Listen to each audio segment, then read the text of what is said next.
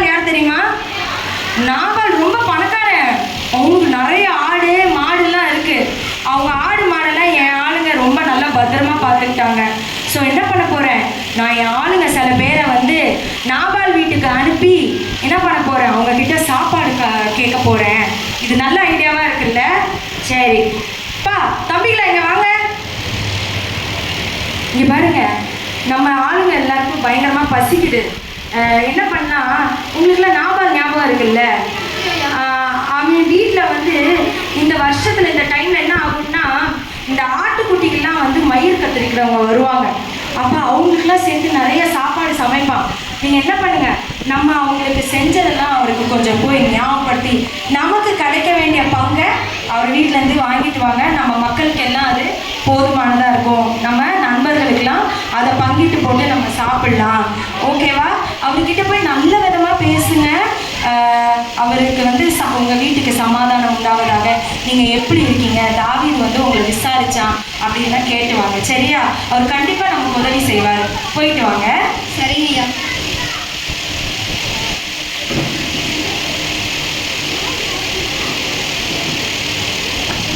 நிறைய வேலை இருக்கு. எல்லா ஆட்டுக்குட்டியும் ட்ரிம் பண்ணும். வாங்கடா வாங்கடா வாங்கடா. அவ்வளோதான் அவ்வளோதான், போதும் போதும். வாங்க வாங்க வாங்க வாங்க.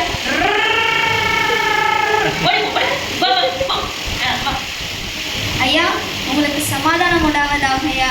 ஈசா என் குமாரன் தாவீது எங்களை அனுப்பிச்சிருக்காரு ஐயா. நீங்கள் ஆபத்தில் இருந்தப்போ உங்கள் மெய்ப்பர்களை ஆடுகளை எல்லாம் மேய்ச்சோம் ஐயா. நாங்கள் வேலை பார்த்து கொடுத்தோம் ஐயா. இப்போ அவர் சாப்பிட்றதுக்காக ஆகாரம் கேட்டு அனுப்பிச்சிருக்காரு ஐயா எங்களை. யாரு? தாவீதா?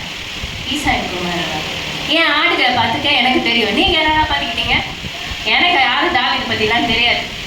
நான் சமைச்சு வச்சுருக்கேன் எங்கள் ஆளுங்களுக்கு போடுறதுக்கு. நான் எதுக்கு உங்ககிட்ட கொடுக்கணும்?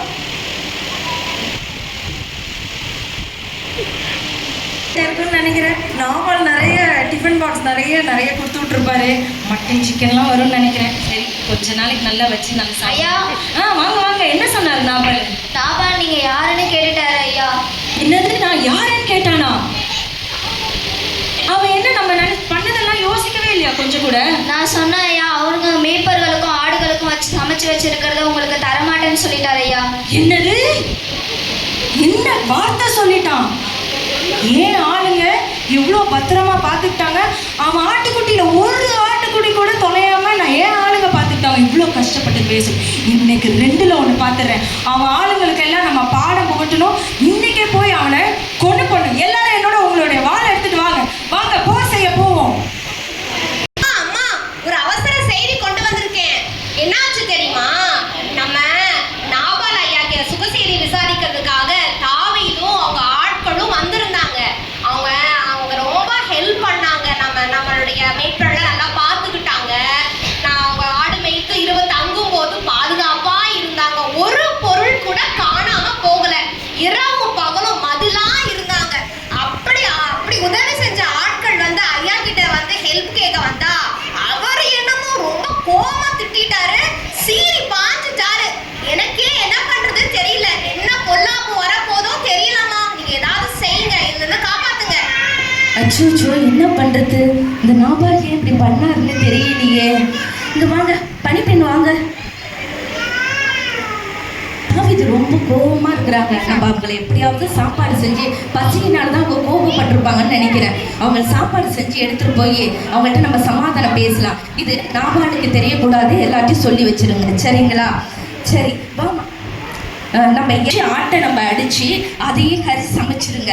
கொஞ்சம் வறுத்த பயிர் கொஞ்சம் எடுத்துக்கலாம். தாவீதுக்கும் அவங்களுடைய வாலிபர்களுக்கும் 100 திராட்சை பழ வற்றலையும் 200 அத்திப்பழ வற்றலையும் நம்ம எடுத்துக்கிட்டு நம்ம போகலாம். 2 துருத்தி நம்ம திராட்சை ரசமும் எடுத்துக்கிட்டு நம்ம போய் அவங்கள்ட்ட சமாதானம் பேசலாம். வாங்க போகலாம்.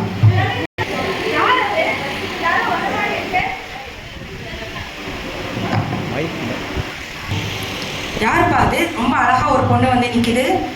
ஐயா, உங்களுடைய அடியால் அபிகாயில் வந்திருக்கிற ஐயா. நான் நாபாலுடைய மனைவி. நாபால் பேசினது நீங்க பெருசா எடுத்துக்காதுங்க ஐயா. ஏன்னா அவர் பேருக்கு அர்த்தமே முட்டாள்னு அர்த்தம். அது போல அவர் முட்டாள்தனமான காரியங்களை நாபால் செஞ்சுட்டாருங்கய்யா. அவர் மேல கோபப்படாதீங்க. ஏன்னா நீங்க ராஜாவாக போறீங்க.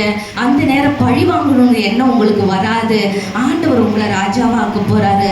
அது மாத்திரம் இல்ல, இந்த அடியாளுடைய காணிக்கையை நீங்க ஏற்றுக்கொள்ளணும். உங்க வாலிபர்களுக்கும் உங்களை பின்பற்றுகிற வாலிபருக்கும் இந்த உணவை அவங்களுக்கு கொடுக்கணும். எங்க மெலடிக்கு தயவு பாராட்டணும் ஐயா. அபிகேல், உனக்கு சமாதானம் உண்டாவதாக. நான் ரொம்ப கோபத்தில் வந்திருந்தேன். ஆனால் உன்னுடைய வார்த்தை என் மனசுக்கு ரொம்ப இதமாக இருக்குது. என்னை யோசிக்க வச்சது. உன்னை என் முன்னாடி நிறுத்தின ஆண்டவராகிய தேவனுக்கு நான் ஸ்தோத்திரம் செலுத்துகிறேன். என் கை தேவையில்லாமல் ரத்தம் சிந்திருக்கும். எனக்கு அவன் மேலே பயங்கர கோபமாக இருந்தது. ஆனால் உன்னுடைய வார்த்தைகள் என்னை நிதானித்து சிந்திக்க செஞ்சது. நீ சமாதானத்தோடு போவாயாக. உன்னுடைய குடும்பத்துக்கு எந்த தீங்கும் நடக்காது. உன் குடும்பத்துக்கும் சமாதானம் உண்டாவதாக. அப்படியே போகும்போது கொண்டு வந்ததெல்லாம் வச்சுட்டு போயிடு. சரியா? நன்றி ஐயா. அதனால அவளுடைய வீட்டுக்கும் நல்லது, நம்மளுடைய ஆட்களுக்கும் நல்லது நேர்ந்தது. தேவனுக்கு ஸ்தோத்திரம் சொல்லுவோம் அபிகேல் நிமித்தமாக.